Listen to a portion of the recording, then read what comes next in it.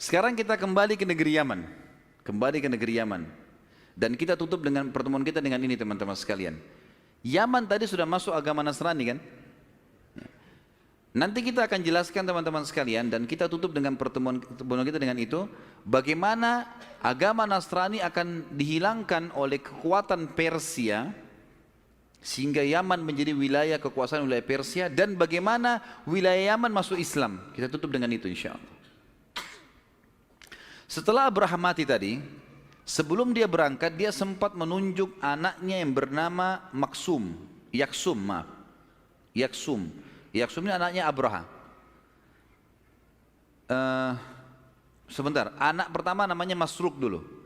Waktu Abraham mati, memang dia sebelum pergi dia tinggalkan Masruk, anaknya untuk berjaga-jaga, menjadi raja.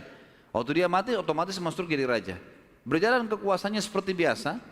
Dalam agama Nasrani, kemudian datang anaknya Yaksum. Nah, di zaman Yaksum ini jadi raja, cucunya Abraha, ada satu orang dari turunan anaknya Rabi' bin Nasr. Namanya Saif bin Yazin. Masih ingat tadi raja-raja Yaman kan anak turunannya Rabi' bin Nasr kan? Tapi kan terombang-ambing ya. Zunuwas mati, diambil kerajaan oleh orang-orang Nasrani.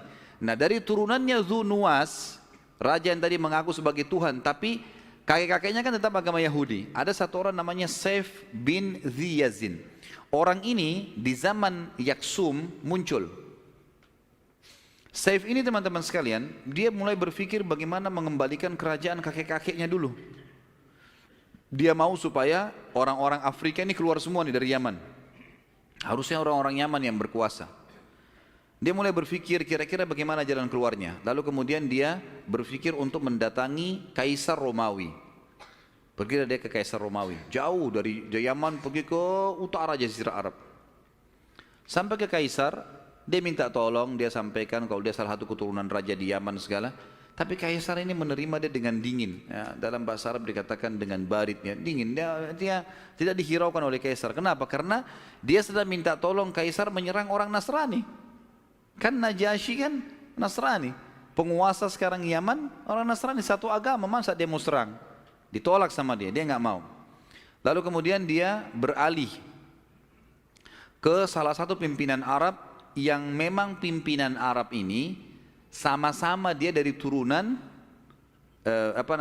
turunan Rabi' bin Nasr yang namanya Nu'man bin Munzir ya. Ini teman-teman sekalian, mohon maaf kalau ada nama-nama yang sedikit saya tersalah, jangan dijadikan sebagai poin untuk menyalahkan ya. Karena manusia bisa salah gitu. Kadang-kadang ada nama yang terus, tapi ini memang kalau Nu'man bin Bashir itu kalau tidak salah nama salah satu sahabat, tapi Nu'man bin Munzir ini turunannya Rabi' bin Nasr gitu. Nu'man bin Munzir ini masih ingat tadi Rabi' bin Nasr yang awal cerita kita sempat mimpi, kemudian dia hijrahkan ke Irak. Nah ini Nu'man bin Bashir salah satu turunannya di sana. Maka si Saif ini datang ke sana. Kita sama-sama turunannya Rabi'ah nih. Yaman sekarang dikuasai orang-orang Afrika. Bagaimana caranya supaya kita bisa menang nih? Tolonglah bantu. Kata Nu'man, saya nggak bisa. Kekuatan kita berapa? Mau lawan pasukan dari Afrika nggak mungkin. Tapi ada cara. Dia bilang wilayah saya ini, kebetulan wilayah Irak ya. Ini tunduk di bawah tangannya Kisra, Raja Persia. Waktu itu penyembah api dan mereka yakin juga Kisra itu Tuhan. Makanya kan ada riwayat pernah ada utusannya Kisra datang kepada Nabi SAW. Kemudian kumisnya mereka tuh tebal sekali terus terputar-putar gitu ya. Sampai kata Nabi SAW, siapa yang nyuruh kalian seperti ini, buruk sekali. Mereka bilang Tuhan kami Kisra. Mereka yakin Kisra itu Tuhan. Maka kata Nabi SAW, kalau saya diperintahkan oleh Tuhan saya justru memelihara jenggot dan memotong kumis gitu kan. Tapi itu bukan bahasan kita lah ya. Akhirnya pada saat itu kata Nu'man bin Munzir, saya punya setiap tahun saya selalu memberi upeti ke Kisra. Di bawah kekuasaan Kisra dulu itu kerajaan terkuat di dunia. Kalau kau mau sabarlah di sini, hai Saif bin Yazin, tunggu di sini. Tahun nanti ini beberapa bulan lagi akan ada pengiriman utusan ke sana dan perjalanan dari dari wilayah ini ke wilayah Madain, Madain ibu kotanya Persia, itu sebulan. Tunggu aja nanti kamu ikut. Kamu coba sampaikan ke Kisra, karena Kaisar agamanya sama, Nasrani, nggak mungkin mau bantu. Baiklah, dia tunggulah, tunggu beberapa bulan tinggal di situ, sampai akhirnya datang saatnya, kemudian dia pergi ke Kisra. Kisra tiap hari kerjanya dia duduk di singgasananya kalau habis mandi, dan dia duduk, teman-teman sekalian, singgasananya itu besar sekali, orangnya tinggi besar. Orang Kisra ini sangat tinggi besar postur tubuhnya, dan singgasananya lebih besar lagi, dan dia menggunakan mahkotanya itu lebih besar dari dia sekian kali. Bagaimana caranya masuk ke kepalanya? Diturunkan pakai rantai. Oh iya, jadi bukan di kepala dimelengket, tapi dia itu hanya dilebarkan, lebar dan diturunkan pakai rantai. Jadi kesannya dia pakai mahkota yang besar, singgasana yang besar, penuh dengan permata-permata. Seperti itulah ya, kurang lebih. Maka antara dia dengan orang-orang yang datang ke istananya itu ada tirai jatuh dari atas. Sementara Kisra diturunkan pakai rantai mahkotanya, sementara dia atur posisi duduknya di singgasana, tirai ditutup. Nanti kalau sudah sudah selesai, dia sudah siap, diangkat tirai. Waktu diangkat, di sekitar singgasananya itu ada banyak kaca-kaca. Jadi kayak masjid ini misalnya ada lingkaran kaca banyak. Tapi mungkin bukan begini ya, dia lebih besar-besar kacanya sehingga cahaya matahari itu masuk dari semua kaca itu, lingkaran di atas singgasananya terpantul ke permata-permata yang ada di mahkota dan singgasananya sehingga memantulkan cahaya. Seperti itulah gambarnya dalam buku-buku sejarah. Pada saat itu semuanya orang sujud pada dia, karena diakui Kisra sebagai Tuhan. Saif ini masuk bersama orang-orang semua. Begitu diangkat tadi tirai, semua orang sujud, kecuali Saif bin Ziyazin, nggak sujud dia. Ada alasan kenapa dia lakukan. Dia tidak mau sujud, dia cuma tundukkan kepalanya saja. Begitu Kisra lihat, belum pernah dalam hidupnya Kisra ada orang yang tidak sujud, baru manusia ini gitu. Ya. Tanya sama Kisra, siapa kau ini? Kok berani benar kau tidak sujud dengan saya? Dia bilang, saya bukan tidak mau sujud, tapi ada yang menahan saya untuk sujud. Kata Kisra, apa itu? Dia bilang, masalah yang sedang saya hadapi. Kata Kisra, masalah apa? Ceritalah masalahnya dia. Cerita begini, kerajaan kakek-kakek saya diambil dari Yaman oleh orang datang dari mana? Dari Afrika dan seterusnya lah, berkuasa. Sekarang saya mau minta kemurahan Anda untuk membantu saya melawan. Kisra musyawarah dengan orang-orang di sekitarnya. Para penasihatnya bilang, untuk apa kita bantu? Siapa orang ini? Enggak jelas statusnya, dia cuma mengaku keturunan raja. Dan kalau kita pun rebut Yaman, Yaman ada apa? Yaman gunung-gunung batu. Enggak ada sesuatu yang istimewa gitu di sana. Untuk apa? Kekayaan sudah banyak. Lalu kemudian dikasihlah hadiah. Jadi Kisra mengatakan, saya enggak bisa. Dikasihlah 1000 perak. Dalam buku-buku sejarah dikatakan, dan dikasih pakaian-pakaian mewah dari sutra. Satu perak itu kan bentuknya dulu bulat ya, tapi tidak disebutkan kiloannya. Itu satu ini sudah bisa satu bundalan perak itu sudah bisa beli sekian ekor kuda. Ini dikasih 1000 bundalan perak di kotak, dikasih karena dianggap ini anak raja. Udah bawalah dengan baju-baju. Saif bin Ziyazin bukan datang untuk itu. Dia butuh pasukan untuk menyerang orang-orang Najasyi, orang-orang Afrika yang datang. Maka dia buat sebuah perilaku, teman-teman sekalian, yang akhirnya membuat Kisra berpikir. Waktu dia keluar dari istana Kisra, tiba-tiba dia teriak, wahai penduduk Madain, siapa yang mau ambil hadiah silakan. Lalu perak itu dilempar-lempar sama dia. Sama baju-baju yang mewah tadi dilemparin semua. Orang pada berebut di depan istananya Kisra. Dengan ribut-ribut Kisra bilang, apa itu? Mereka bilang, tadi anak muda yang anda kasih perak dibagi-bagiin ke orang. Semua juga baju-baju dibagi-bagiin. Kata Kisra, pasti anak ini punya sesuatu yang besar nih. Kok bisa perak dibagi-bagi sama dia begitu semahal itu? Panggil kembali. Kenapa kok bagi-bagi nih? Dia bilang, untuk apa saya perak? Saya datang dari negeri yang gunung-gunungnya perak dan emas. Maksudnya Yaman. Kisra jadi tamak nih. Kumpul sama penasihat-penasihatnya. Ini benar nggak Yaman ada emas dan perak nih? Kata penasihatnya, kami nggak pernah dengar itu. Tidak pernah ada sejarahnya ya, memang tidak ada gitu kan. Ini dusta saja. Tapi karena mereka tamak, sudah mulai tamak, ada harta nih, ada banyak. Maka yang terjadi, satu penasihat Kisra bilang begini saja. Daripada kita bentuk pasukan segala macam ke sana, rumit, lebih baik kita lakukan satu perbuatan yang sederhana. Di dalam penjara ada banyak sekali orang-orang yang sudah Anda siap untuk bunuh. Jadi ada banyak ini, ada ribuan orang yang penjahat-penjahat narapidana yang memang Kisra mau bunuh. Baik itu pemberontak lah, baik itu perampok lah. Keluarkan mereka semua, kasih mereka baju-baju perang, bentuk pasukan dari mereka, serang Yaman. Kasih Saifeddin Riyadin tuh, kasih penjahat-penjahat tuh. Kalau penjahat-penjahat ini yang bentuk pasukan Persia ini sampai di Yaman dan kalah, mati dibunuh, kan memang kau sudah mau bunuh mereka. Udah capek targetnya. Kalau mereka menang, Yaman jadi wilayah kekuasaanmu, nggak ada ruginya. Kata Kisra, ide yang bagus. Keluarin semua penjahat-penjahat, keluarin semua, kasih baju, kasih kuda, bangga mereka. Pasukan Kisra sekarang, ayo, saya penjahat yang dikasihlah begitu. Tapi Kisra meletakkan di pasukan itu, sekian ribu orang itu, ada pasukan intinya Kisra ikut. Yang bisa pasukan itu diperkirakan cukup untuk mengalahkan pasukan ini kalau memberontak nanti. Dan diberikan pimpinan satu orang bernama Hurmuz. Hurmuz ini panglima perangnya Kisra lah. Orang yang paling kuat. Orangnya tinggi besar dan saking kuatnya dalam beberapa buku sejarah dikatakan Hurmuz ini kalau dia berdiri di pasukan yang sedang jalan kuda, itu seperti dia di atas kuda. Jadi orang semua naik kuda, dia jalan kaki. Saking tingginya.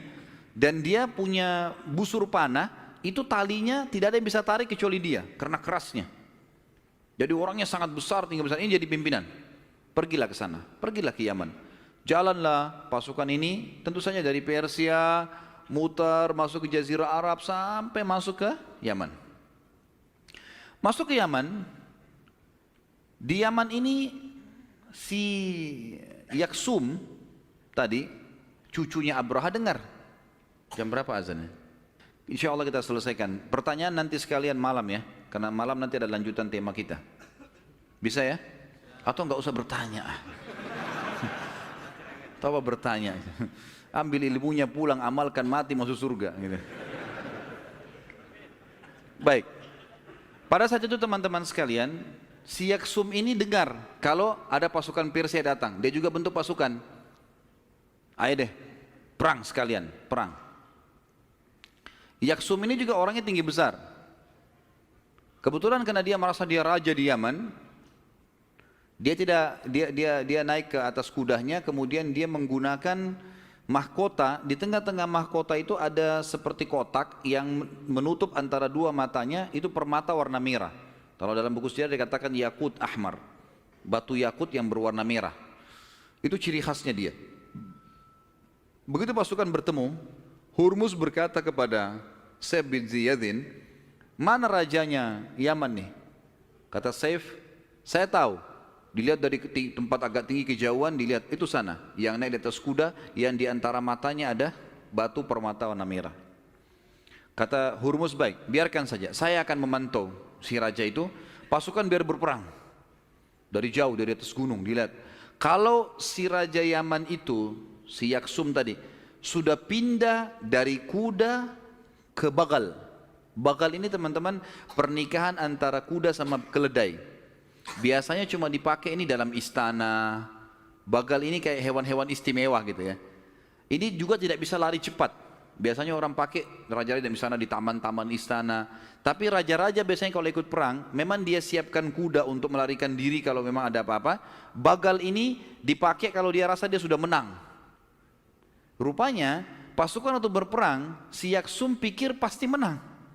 Si Yaksum pikir pasti menang. Maka Yaksum pindah dari kudanya ke bagal.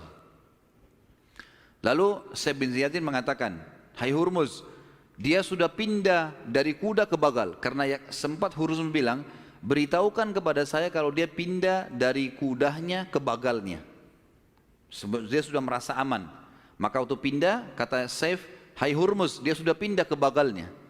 Dalam buku-buku sejarah dikatakan Hurmuz ini sempat mengatakan dia telah pindah dari kuda yang kuat kepada anak betinanya keledai, pastilah dia akan hancur. Lalu Hurmuz menarik busur panahnya dari atas gunung di belakang pasukannya, itu anak panahnya dilempar ke arah Yaksum dan kena ke permata itu, pecah tembus dari kepalanya. Dalam buku sejarah begitu. Sampai akhirnya Yaksum mati. Dengan matinya Yaksum, maka kerajaan Afrika yang tadinya dari Najasyi habis. Abraha semua keturunannya habis, gitu kan? Keluar semua. Ke pasukan itu pada lari kembali ke Afrika. Maka Yaman menjadi di bawah kekuasaan Persia. Jadi ini tadi bagaimana Yaman menjadi Yahudi, bagaimana pindah ke Nasrani, bagaimana sekarang pindah ke kekuatan Persia. Sampai dan akhirnya pada saat berkuasa di Persia, Saif bin Yazid yang tadi minta tolong supaya kirim pasukan merebut ke kerajaan orang tuanya, itu nggak dikasih kerajaan oleh Persia. Dia hanya jadi masyarakat biasa juga, jauh-jauh tadi ke sana, ternyata bantuannya bukannya tambah untung, malah tambah dikuasain. Tadinya ini beragama Nasrani, masih mending beriman sama Allah. Ini yang datang sekarang beriman, menganggap Kisra adalah Tuhan. Jadi tanpa ngaco jadi. Sampai sekarang ada pepatah bahasa Arab, kalau kau cari dukungan, jangan cari dukungannya Saif bin Yazid. Paham ya? Jadi Saif bin Yazid ini minta tolong dari Kisra, ternyata bukannya diberikan dia kerajaan, malah dia kembali kepada masyarakat biasa dan mengacaukan negaranya lebih kacau dari sebelumnya. Maka dikatakan jangan kau cari dukungan seperti dukungannya Saif bin Yazid. Keluarlah pepatah bahasa Arab seperti itu. Akhirnya teman-teman sekalian, kita akan tutup dengan pada masa itu, jadi yang berkuasa Hurmuz. Setelah Hurmuz ini mati, datang anaknya bernama Murzuban. Murzuban berkuasa, dia tetap tunduk dengan Kisra. Kemudian datang Tujuban, lalu datang setelah itu ada Bazan. Jadi Hurmuz ini punya yang tadi panglima perangnya Persia, dia jadi raja di Yaman, kemudian datang anaknya Murzuban, Murzuban mati Tujuban lagi datang Bazan. Di zaman Bazan inilah Nabi SAW mengirim surat kepada Kisra untuk ngajak masuk Islam. Kan waktu Nabi SAW kirim surat ke Persia, tiba di tangannya Persia, Kisra dengan sombongnya mengatakan apa? Siapa orang ini? Dari Jazirah Arab, dari Mekah nggak dikenal apa-apa. Terus minta saya tunduk. Maka dia pun merobek surat Nabi SAW dan utusan Nabi dibunuh. Maka kata Nabi SAW, mazzaka risalati, mazzakallahu mulkah. Dia telah merobek suratku, Allah akan robek kerajaannya. Gitu kan? Nah di zaman Bazan, cucunya, cicitnya si Hurmuz tadi, itu suratnya Nabi SAW tiba di Kisra. Lalu Kisra bilang, kirim surat ke Bazan. Bazan kan berkuasa di Yaman. Tangkapkah ini? Berkuasa di Yaman. Si Bazan ini dikatakan oleh Kisra, tuh di Jazirah Arab tuh, di kota Mekah ada yang ngirim surat sama saya ngaku-ngaku Nabi tuh. Siapa itu? Tangkap dia, bawa ke saya. Kata Kisra dengan sombongnya, gitu kan. Maka Bazan tahu Mekah. Yaman kuat pada saat itu. Mekah adalah padang pasir, nggak ada apa-apa. Maka kata Bazan kepada dua panglima perangnya, pergilah kalian berdua ke Mekah, ambil tuh yang namanya Muhammad, bawa ke sini, kita bawa ke Kisra. Enggak usah kirim pasukan. Pergilah dua orang ini. Ketemu dengan tanya, ketemu dengan Nabi SAW. Wahai Muhammad, sebelum Kisra kirim pasukan, sudahlah, ya, ikut saja dengan kami. Enggak ada gunanya gitu. Enggak usah melawan. Kata Nabi SAW, kalian mau kenal tentang Islam enggak? Saya jelaskan dulu. Mereka bilang silahkan, dijelaskanlah Islam itu begini, semua dijelaskan. Baik, tapi kami yakin Kisra Tuhan kami. Kami enggak akan beralih, gitu kan? Kata Nabi SAW, bagaimana kalau Tuhanku membunuh Tuhan kalian? Kisra diyakini waktu itu Tuhan. Kata mereka, bagaimana bisa? Dia bilang, Nabi SAW mengatakan, sampaikan kepada Bazan, pimpinan kalian di Yaman, gitu kan? Kalau malam ini, hari ini, Tuhanku telah membunuh Tuhan kalian, Kisra. Bagaimana kau bisa tahu? Wahyu dari langit. Memang Allah menyampaikan. Kalau Kisra dibunuh, Allah membunuhnya pada hari itu. Sampaikan kepada Bazan masalah itu. Kalau seandainya berita itu tidak benar, datang sini tangkap, saya nggak akan kemana-mana, kata Nabi SAW. Pulanglah dua prajurit ini, Bazan tanya, bagaimana ceritanya? Muhammad itu kita sudah temui, dia jelaskan agamanya begini, begini, begini, beriman kepada Allah, Allah itu Tuhan mencipta langit dan bumi, Esa, segala macam berhubungan dengan Islam dijelaskan. Dua periode dijelaskan kepada Bazan. Bazan tertarik dengan agama Islam ini gitu kan.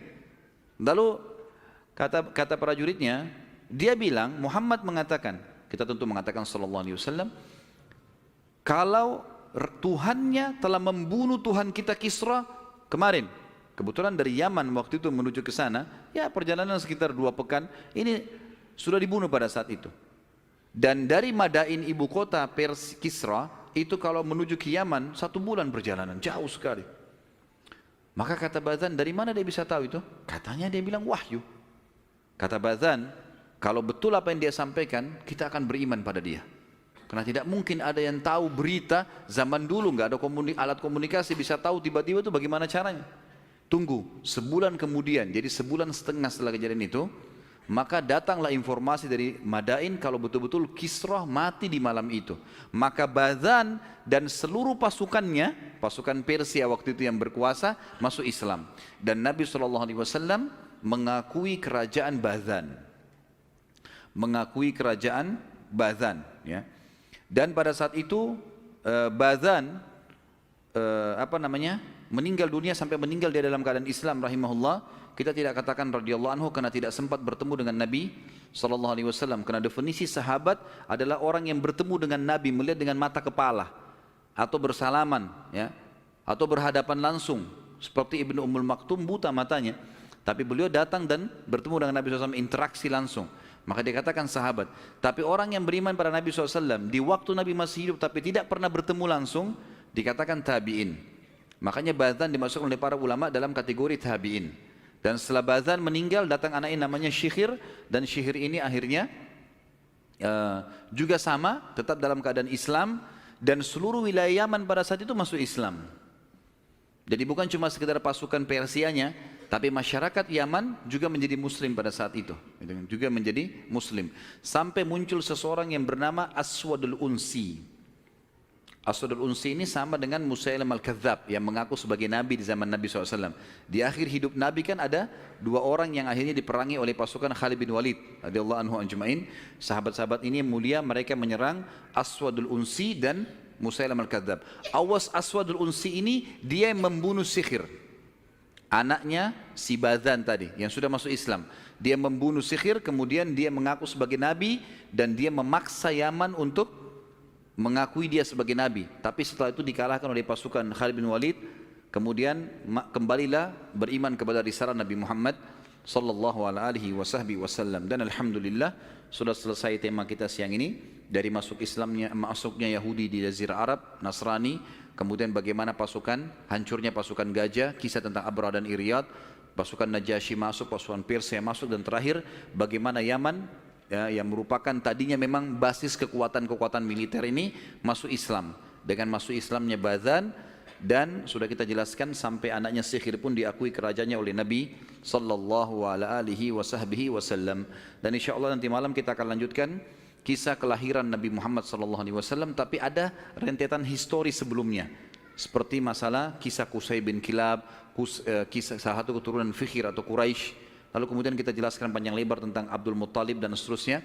Ini akan kita paparkan insyaallah pada pertemuan kita nanti malam. Allahu alam. Mungkin begitu dulu. Subhanakallahumma bihamdika asyhadu an la ilaha illallah astaghfirullah wa atubu ilaih. Wassalamualaikum warahmatullahi wabarakatuh.